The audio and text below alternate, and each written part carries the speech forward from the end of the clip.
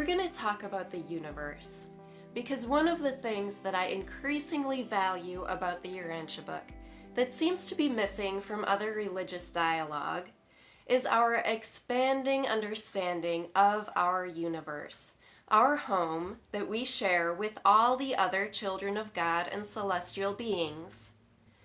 But before I get to that, I'm going to start with this very earthly quote from the Urantia book, and it's one for which you'll want to sit back and close your eyes.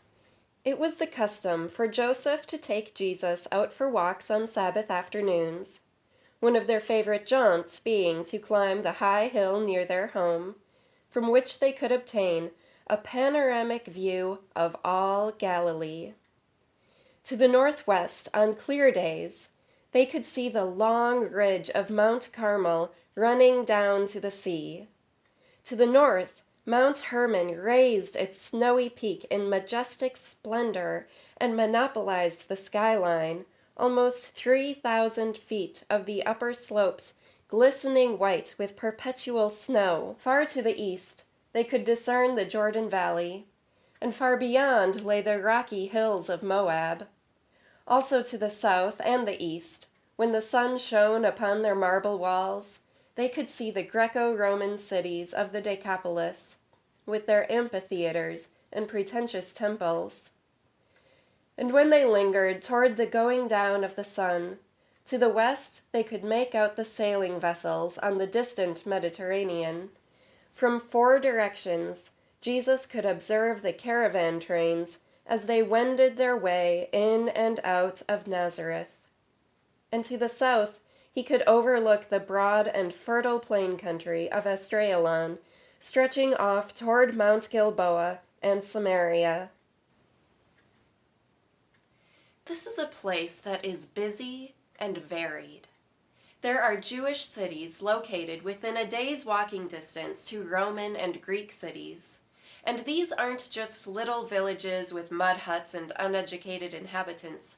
Many of them are cities with populations numbering in the thousands.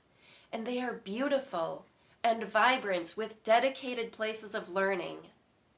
People are moving between these cities as well as from great distances in Africa, Europe, and East Asia, traveling by caravan and traveling by sea with their sails inflated by the breeze. What the Urantia book gives us with those paragraphs is a panoramic image of people building their civilization. Now let's expand this. Let's consider our angels busy and building. Let's think of them as being just as varied as we are, just as constructive, moving about between locations, managing their own affairs as well as assisting us mortals with the establishment of a kingdom of heaven on earth. And now, let's bring into our mind's eye images of the cosmos and the knowledge that most of those stars that we see in the sky aren't stars, but galaxies filled with planets, so that it no longer makes sense to say that angels are helping us to construct a kingdom of heaven on earth.